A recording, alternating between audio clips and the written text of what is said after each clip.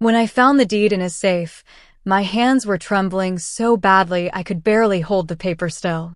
My name wasn't on it, just his and hers, his sister's. The same sister who always called me sweetheart through gritted teeth. For a moment, the air left my lungs. It was like my whole life, my home, my marriage, my years of sacrifice had been folded neatly into that one document, stamped, signed, and stolen. But I'm getting ahead of myself. Because before that night, before the safe, I was still the kind of woman who believed love was enough. Normal life/setup. For 15 years, I'd been married to Raymond. He was the kind of man who moved through life with quiet confidence, never raising his voice, never breaking a sweat, and somehow always getting his way. When we first met, I fell for his calm. I was a nurse back then, running on caffeine and night shifts. He was a real estate consultant with smooth words and steady eyes. We met at the hospital when his mother was admitted for pneumonia. I remember how gentle he was with her, how he held her hand, how he thanked every nurse by name. That gentleness is what made me trust him. Our marriage started in a small rented apartment. I cooked in a kitchen barely big enough for 2 people to stand in. He'd come home late sometimes, smelling like fresh paper and coffee, kiss the top of my head, and say, "We're building something, Clara. Be patient." And I was. When our daughter Mia was born, we bought this house. A modest 2-story in the suburbs, nothing fancy, but it was ours. Or so I thought. I painted the nursery yellow, Raymond built the crib himself, and every morning, the sunlight would pour in through the east-facing window just as Mia woke up giggling. Our life wasn't perfect, but it was Sunday breakfasts were sacred. Pancakes, bacon, fresh fruit. I'd hum to the sound of the coffee machine while Raymond read the news at the table, his glasses slipping down his nose. Mia would run in wearing her pink pajamas, dragging her stuffed bunny.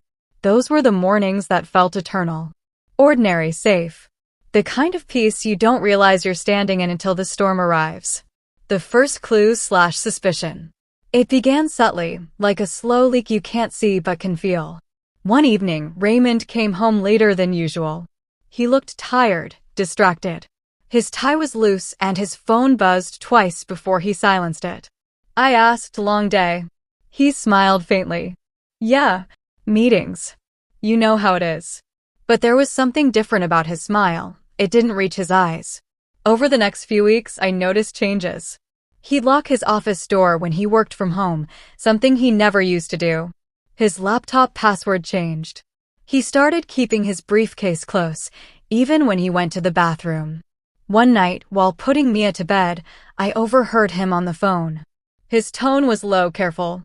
"Yeah, no, she doesn't know. It's safer this way." The words froze me. She doesn't know. I stood in the hallway, heart pounding. My mind raced through possibilities. Was he cheating? Was he in debt? But the next morning, he was all smiles, making Mia's lunch, pouring my coffee like nothing had changed. I wanted to believe him. God knows I did. But that sentence haunted me. A few days later, his sister, Lorraine, dropped by unannounced. She had a habit of doing that, walking into our home like she owned it. She was elegant, always.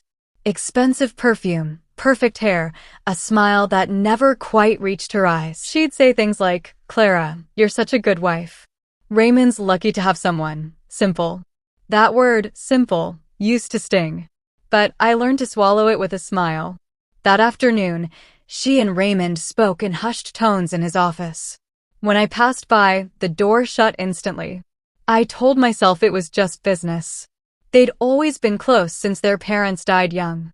But something in the way she looked at me that day, pity mixed with superiority, made my stomach twist. The growing unease. One evening, while Raymond was out on a client dinner, the house felt too quiet. Mia was asleep upstairs, and the clock ticked so loudly it filled the silence. I walked into his office. It still smelled faintly of his cologne, woody, expensive. Papers neatly stacked, books aligned, everything in its place. But the one thing that caught my eye was a new addition, a small black safe tucked into the corner under his desk. I hadn't seen it before. It wasn't locked into the floor, just placed there, heavy and deliberate. I ran my hand over it. Cold steel. My heart started to beat faster. I told myself, don't snoop. Trust your husband. But another voice whispered, you've trusted him enough. I didn't have the code, so I let it be. But after that night, the safe became a shadow in my mind. I'd catch myself glancing toward his office door, wondering what secrets were locked inside.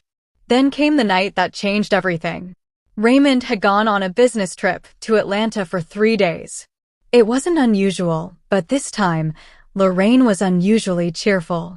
She called me twice, asking if I needed help around the house. It felt performative. On the second night, a storm rolled in.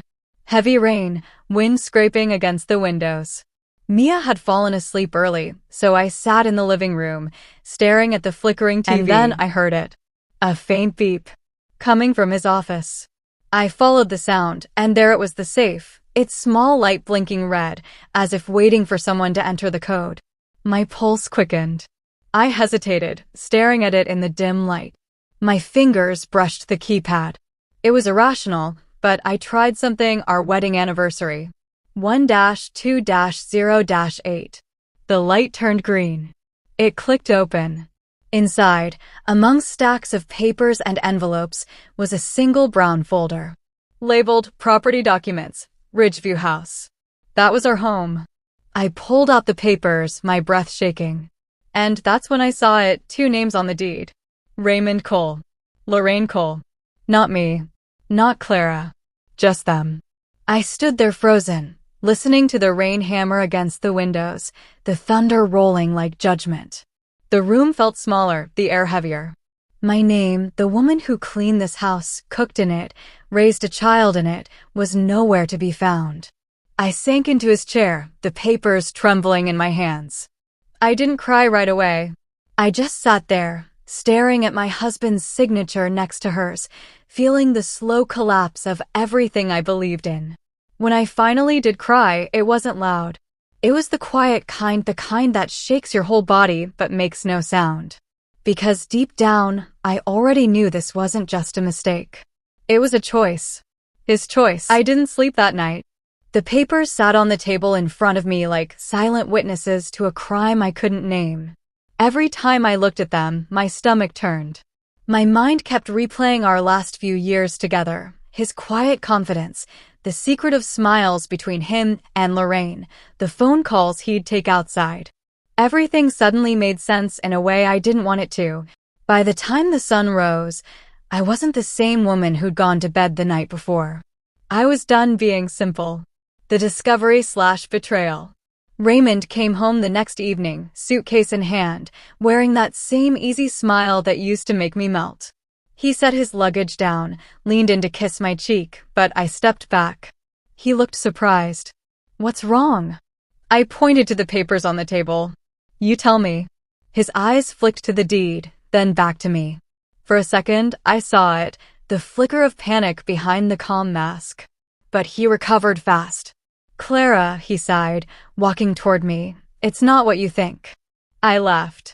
It wasn't the kind of laugh that came from humor, it was disbelief, exhaustion. Oh, really? Because it looks exactly like what I think. You put our home in your sister's name. Without me. He rubbed his temple, setting his jaw. You're overreacting. It's just legal protection. You don't understand how property works, sweetheart. Sweetheart. That word had never sounded so condescending. Protection from what? Me?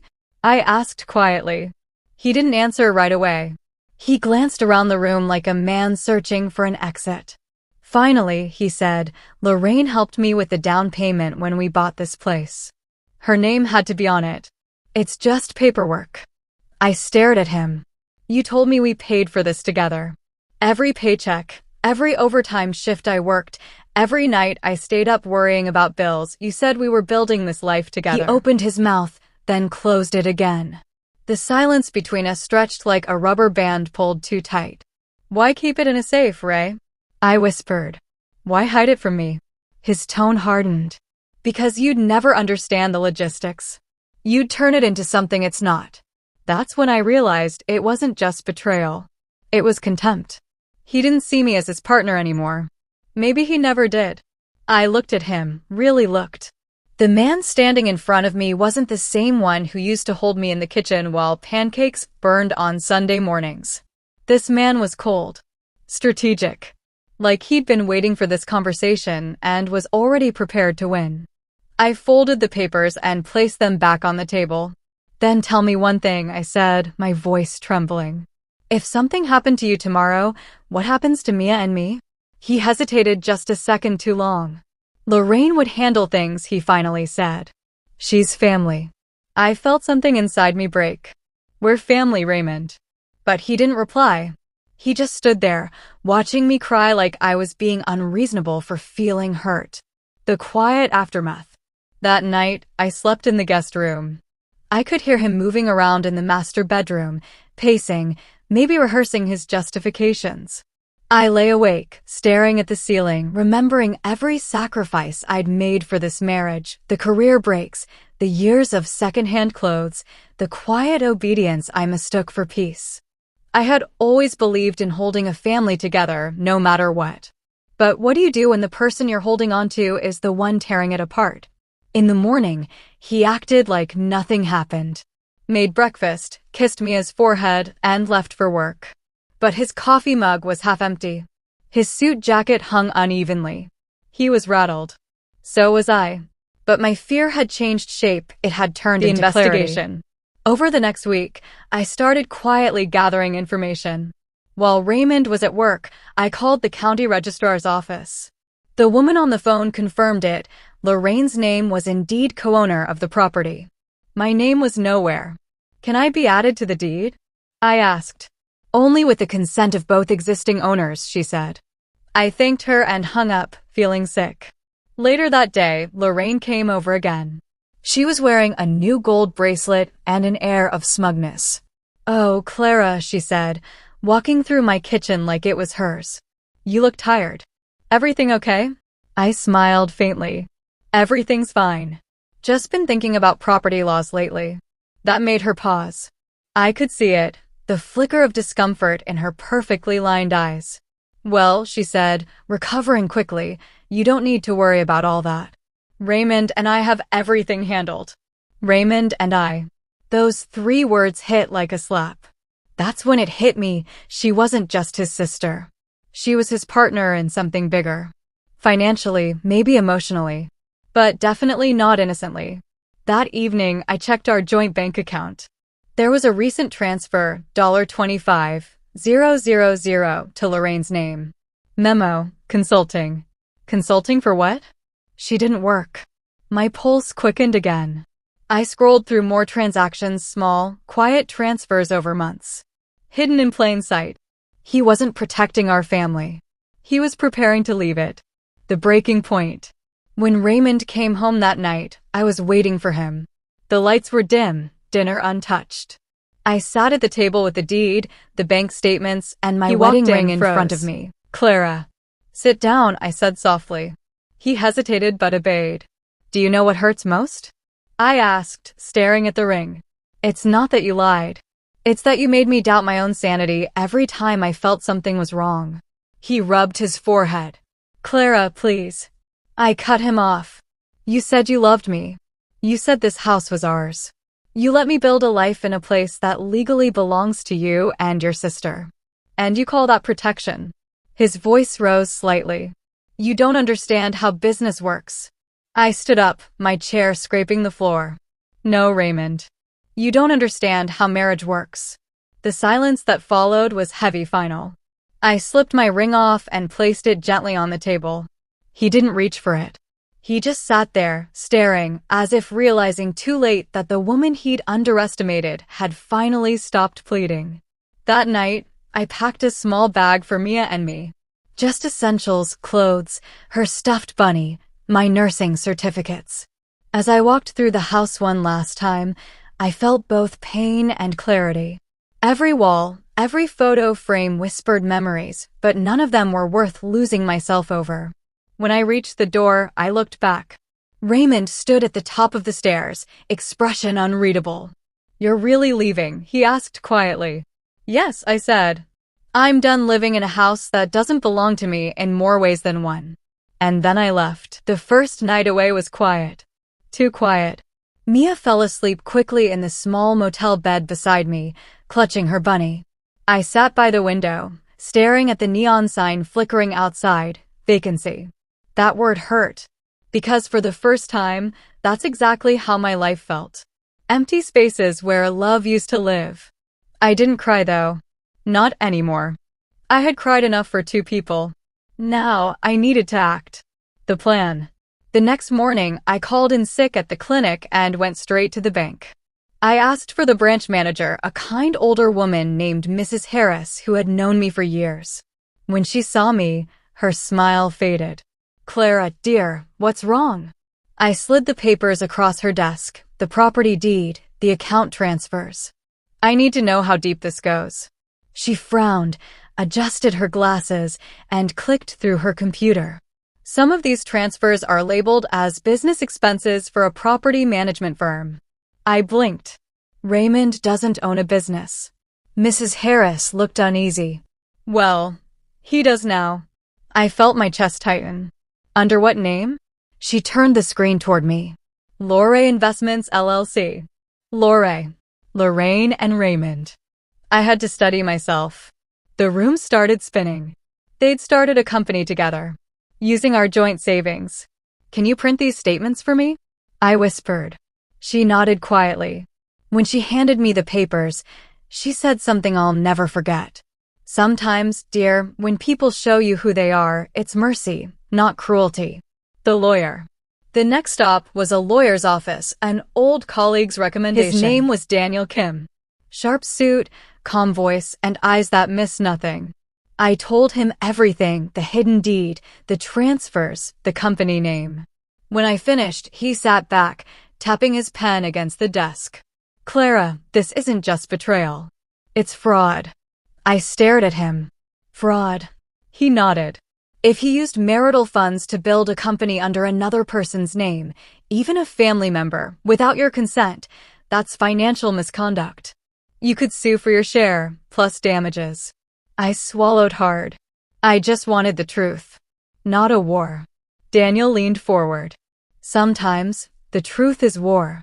The showdown. That evening, I returned to the house. Raymond was there, pacing the living room. When he saw me, he exhaled in relief, as if I'd come to apologize. "Clara, thank God. Let's just talk." I held up the folder and dropped it onto the coffee table. "Lorraine Investments. You and your sister really thought you could build an empire on my back." He froze. "Where did you get that?" "I found it," I said, my voice steady. "You used our savings, our joint account, to fund this. You made me believe we were broke while you played businessman behind my back." He started to speak, but I didn't let him. "I went to a lawyer," I continued. "He says what you did is illegal. You could lose everything." That hit him. His mask cracked. "Clara," he said, stepping closer, "you don't want to destroy our family." I laughed bitterly. "You already did." His tone shifted, turning cold. "You think you can just walk away? You'll have nothing. You left the house, Clara. That means you abandoned the property." I smiled. "It's not abandonment if I can prove I was never listed as owner, remember? You and Lorraine made sure of that." He hesitated, just long enough for me to see the fear in his eyes. "I'm not the weak woman you thought I was, Raymond," I said softly. "And I'm not fighting to stay in your world anymore. I'm fighting to build my own." I turned to leave. He grabbed my arm, not hard, but enough to stop me. "Clara, please," he said, voice cracking for the first time. "I didn't mean to hurt you. I was trying to secure our future." "Our future," I said, shaking my head. "You built a future that didn't have me in it." I pulled free and walked out the door. This time, I didn't look back. The unraveling. 2 weeks later, Lorraine showed up at the clinic. Her perfume hit me before her voice did, sweet and poisonous. "We need to talk," she said, arms crossed. I motioned her to the side hall. "Make it quick."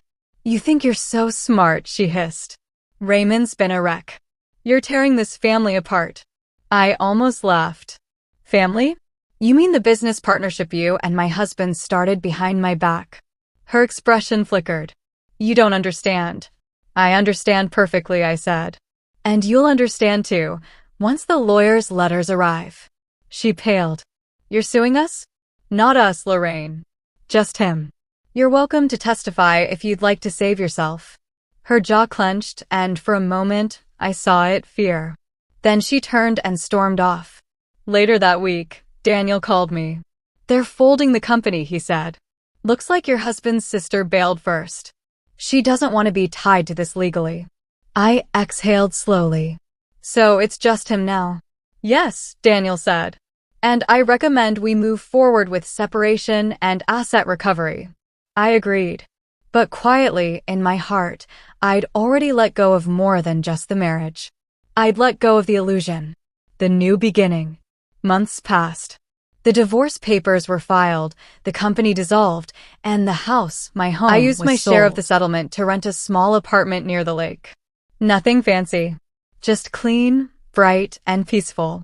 Mia loved it. She said it smelled like new beginnings.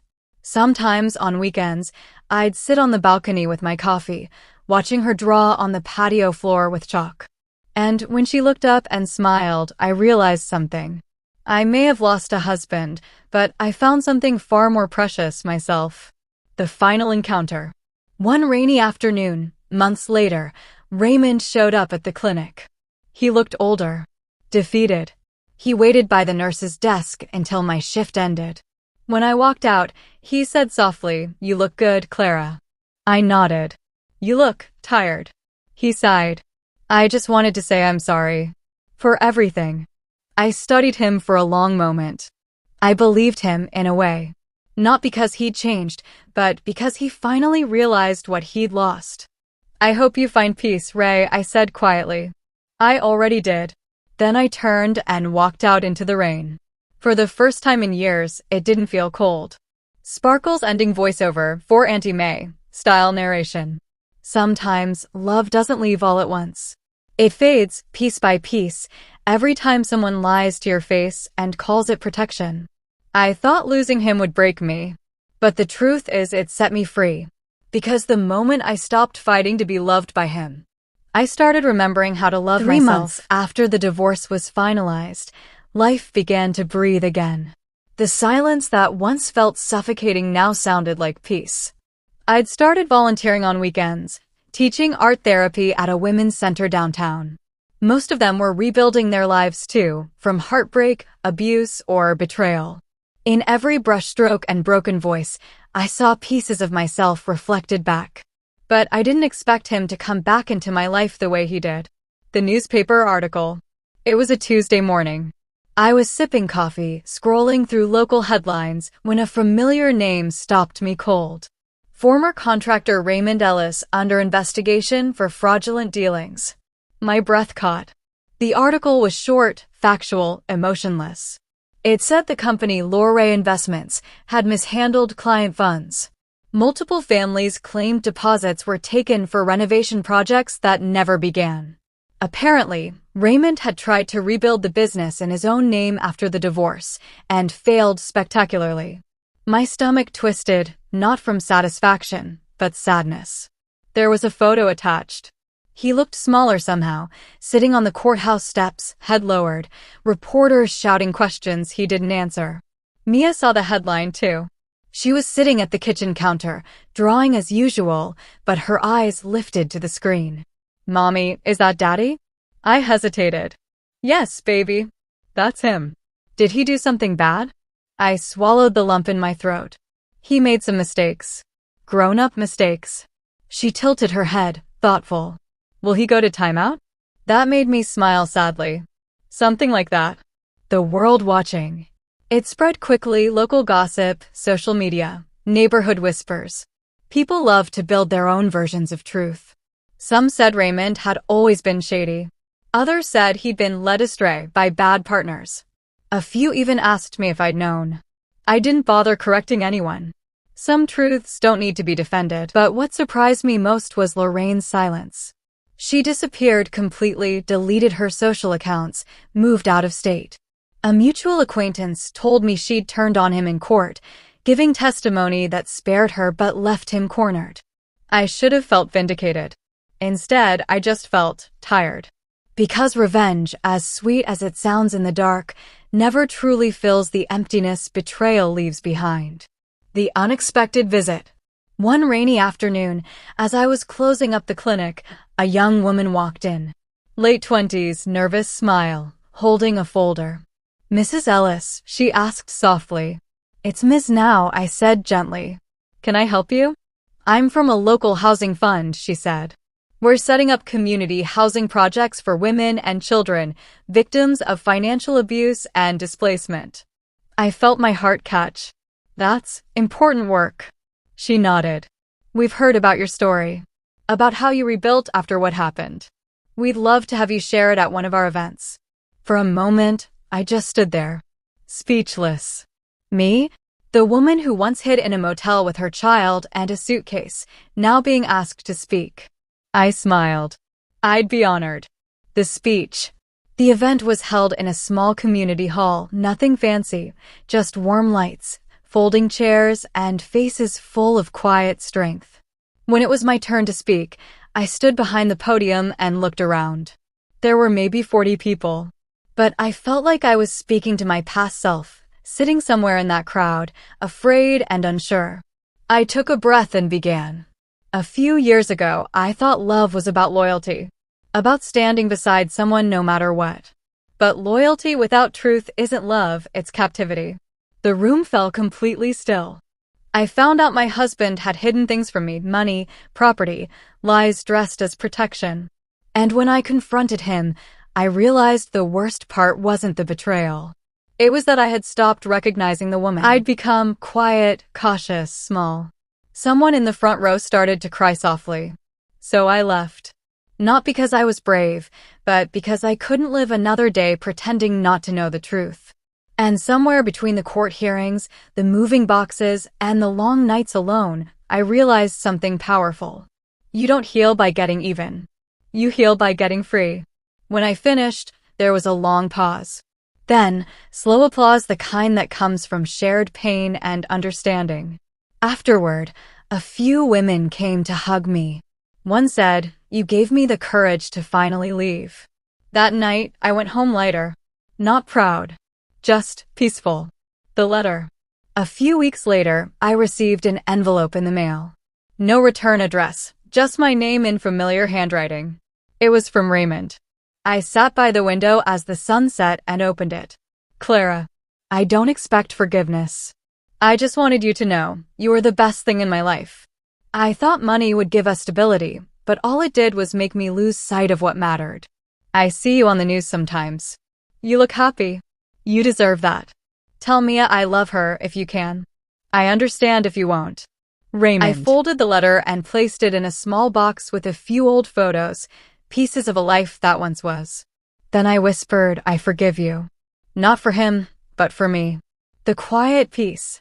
Life has a strange way of circling back. One evening, as I was leaving the community center, the same neon glow from that motel sign flashed across the street. For a second, I remembered that night, the fear, the loneliness. But now it looked different. It wasn't a sign of vacancy anymore. It was a reminder.